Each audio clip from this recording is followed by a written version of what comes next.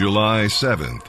1 Chronicles chapter 4, verse 5 through chapter 5, verse 17.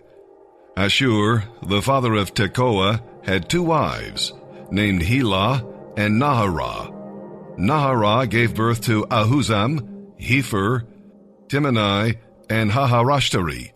Helah gave birth to Zereth, Izhar, Ethan, and Koz, who became the ancestor of Anub, Zobebah, and all the families of Aharal, son of Harum.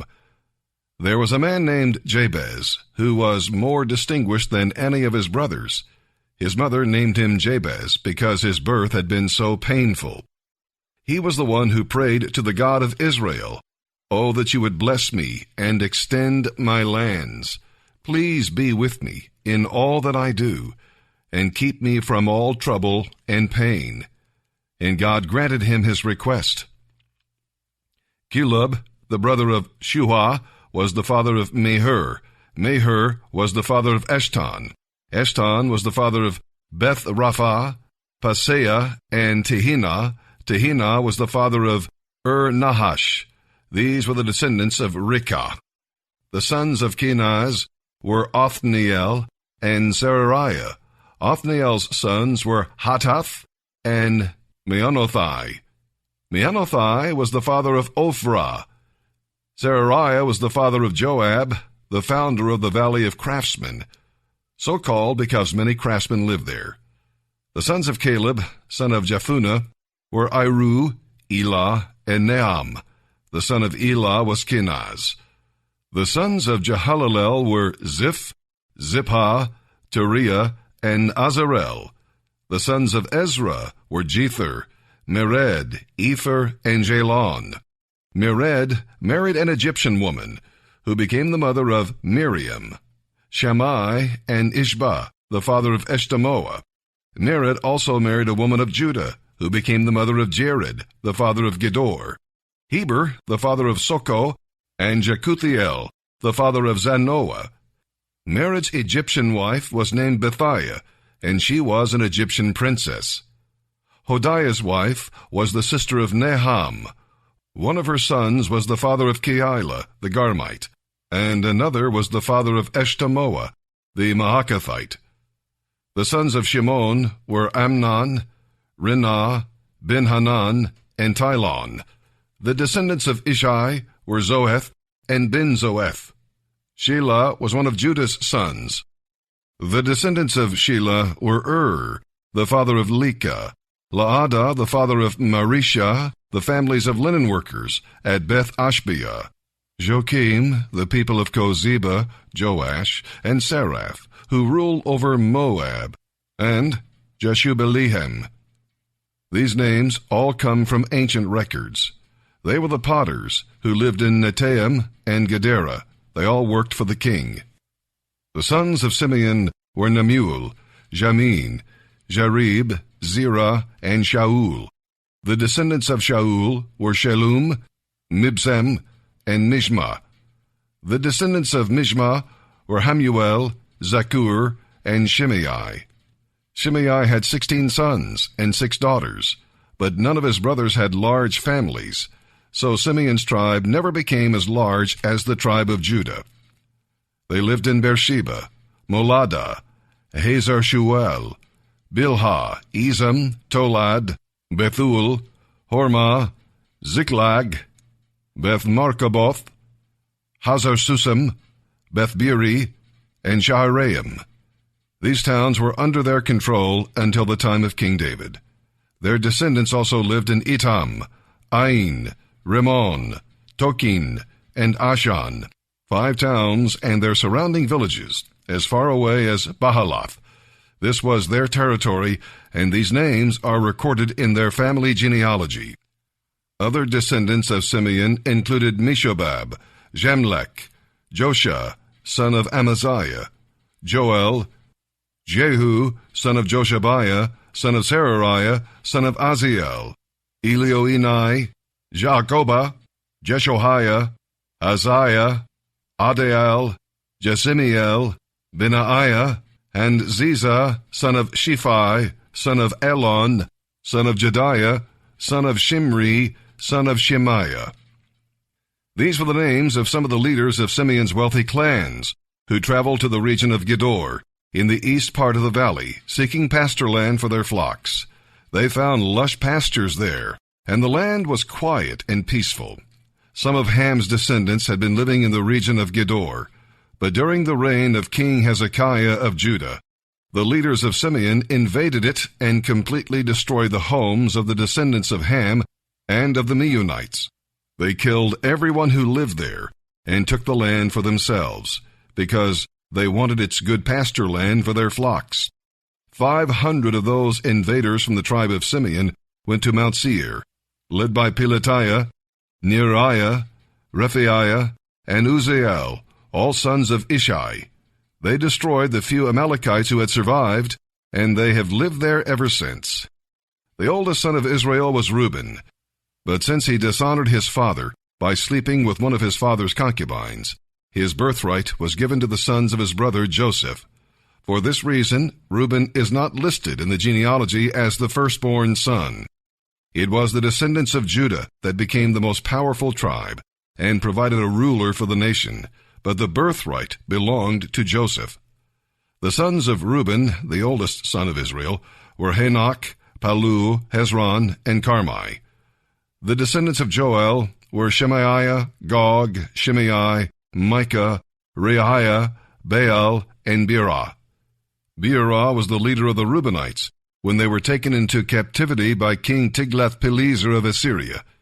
Beerah's relatives are listed in their genealogy by their clans.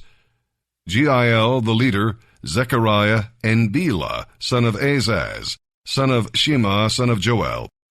These Reubenites lived in the area that stretches from Aroer to Nebo and Baal-Meon, and since they had so many cattle in the land of Gilead, they spread eastward toward the edge of the desert that stretches to the Euphrates River. During the reign of Saul, the Reubenites defeated the Hagrites in battle. Then they moved into the Hagrite settlements all along the eastern edge of Gilead. Across from the Reubenites in the land of Bashan lived the descendants of Gad, who were spread as far east as Salekah. Joel was the leader in the land of Bashan, and Shepham was second in command, along with Janai and Shaphat. Their relatives, the leaders of 7 other clans, were Michael, Meshullam, Sheba, Jorai, Jachan, Zia, and Eber. These were all descendants of Abihail, son of Uri, son of Jeroah, son of Gilead, son of Michael, son of Jeshishai, son of Jahado, son of Boz. Ahi, son of Abdiel, son of Gunai, was the leader of their clans. The Gadites lived in the land of Gilead, in Bashan and its villages, and throughout the Sharon plain. All of these were listed in the genealogical records during the days of King Jotham of Judah and King Jeroboam of Israel.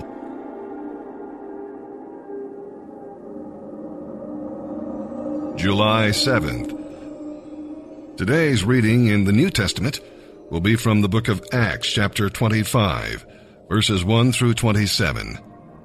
Festus tried to use Paul as a political pawn to win favor with the Jews. If he had succeeded and sent Paul to Jerusalem, the apostle would have been killed. Paul did the wise thing. He used his rights as a Roman citizen and appealed to Caesar. There are times when believers must use the law to protect themselves and the ministry. But now Festus had a problem. How could he send Paul to Caesar when he had no charges against him that could be proved? God's people sometimes are treated like the guilty, even though they are innocent. Remember Joseph, David, Daniel, and Jeremiah, not to mention our Lord Jesus Christ. In all that happened, God was fulfilling his promise to Paul that he would witness before rulers and finally get to Rome. Being a prisoner and enduring the hearings were difficult for Paul, but he used his opportunities wisely. He believed Jesus' words that he spoke in Luke chapter 21, verse 13. But it will turn out for you as an occasion for testimony. And with that, let's begin today's reading in the New Testament. July 7th, Acts chapter 25, verses 1 through 27. 3 days after Festus arrived in Caesarea to take over his new responsibilities, he left for Jerusalem, where the leading priests and other Jewish leaders met with him and made their accusations against Paul. They asked Festus as a favor to transfer Paul to Jerusalem. Their plan was to waylay and kill him. But Festus replied that Paul was at Caesarea and he himself would be returning there soon. So he said, "Those of you in authority can return with me. If Paul has done anything wrong, you can make your accusations." 8 or 10 days later, he returned to Caesarea, and on the following day, Paul's trial began. On Paul's arrival in court, the Jewish leaders from Jerusalem gathered around and made many serious accusations they couldn't prove. Paul denied the charges. "I am not guilty," he said. "I have committed no crime against the Jewish laws or the temple or the Roman government."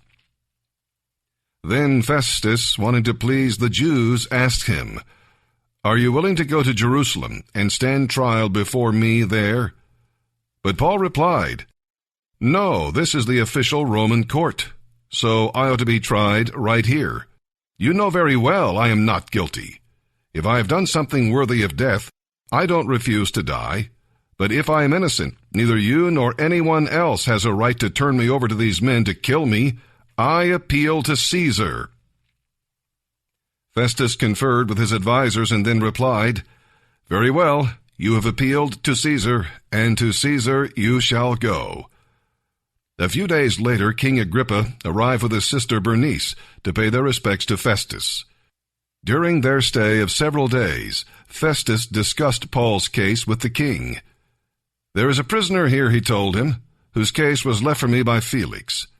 When I was in Jerusalem, the leading priests and other Jewish leaders pressed charges against him and asked me to sentence him. Of course, I quickly pointed out to them that Roman law does not convict people without a trial. They are given an opportunity to defend themselves face to face with their accusers. When they came here for the trial, I called the case the very next day and ordered Paul brought in. But the accusations made against him weren't at all what I expected. It was something about their religion and about someone called Jesus who died, but whom Paul insists is alive. I was perplexed as to how to conduct an investigation of this kind, and I asked him whether he would be willing to stand trial on these charges in Jerusalem. But Paul appealed to the emperor, so I ordered him back to jail until I could arrange to send him to Caesar." "I'd like to hear the man myself," Agrippa said, and Festus replied, "You shall, tomorrow."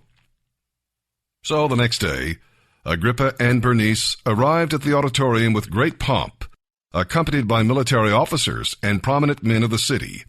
Festus ordered that Paul be brought in. Then Festus said, "King Agrippa and all present, this is the man whose death is demanded by both the local Jews and by those in Jerusalem. But in my opinion, he has done nothing worthy of death. However, he appealed his case to the emperor, and I decided to send him. But what shall I write the emperor? For there is no real charge against him. So I have brought him before all of you, and especially you, King Agrippa, so that after we examine him, I might have something to write. For it doesn't seem reasonable to send a prisoner to the emperor without specifying the charges against him." Today we're reading in Psalm 5, verses 1 through 12. And we see here that when he served in King Saul's court, David was often attacked by some of Saul's officers who flattered the king and lied about David. King Saul actually believed that David was trying to steal the throne. When people lie about you, follow David's example and pray about the matter. "Hear me," was his request. See, David began the day with his heart lifted up to God. God knew the sinful words of the liars, but he also heard the believing prayers of his servant. He prayed, "Lead me." David had to be careful because Saul and his leaders were watching him and his life was in danger. He worshiped God and asked for God's daily direction. And he prayed, "Protect me." David did not fight Saul or Saul's men. He left those battles to the Lord. He trusted God to care for him, and God did not fail. And he prayed, "Bless me." Protection is the last thing named. Beyond that, David was blessed with joy, confidence, and a deeper love for the Lord. Times of suffering can be times of growing if we let the Lord have his way. Psalm chapter 5, verses 1 through 12. For the choir director, a psalm of David, to be accompanied by the flute. O Lord, hear me as I pray. Pay attention to my groaning. Listen to my cry for help, my King and my God. For I will never pray to anyone but you. Listen to my voice in the morning, Lord. Each morning I bring my requests to you and wait expectantly. O God, you take no pleasure in wickedness. You cannot tolerate the slightest sin. Therefore the proud will not be allowed to stand in your presence, for you hate all who do evil. You will destroy those who tell lies. The Lord detests murderers and deceivers. Because of your unfailing love, I can enter your house. With deepest awe, I will worship at your temple. Lead me in the right path, O Lord, or my enemies will conquer me. Tell me clearly what to do, and show me which way to turn. My enemies cannot speak one truthful word. Their deepest desire is to destroy others. Their talk is foul, like the stench from an open grave. Their speech is filled with flattery. O God, declare them guilty. Let them be caught in their own traps. Drive them away because of their many sins, for they rebel against you. But let all who take refuge in you rejoice, and let them sing joyful praises forever. Protect them, so all who love your name may be filled with joy. For you bless the godly, O Lord, surrounding them with your shield of love. Proverbs 18, verse 19. It's harder to make amends with an offended friend than to capture a fortified city. Arguments separate friends like a gate locked with iron bars.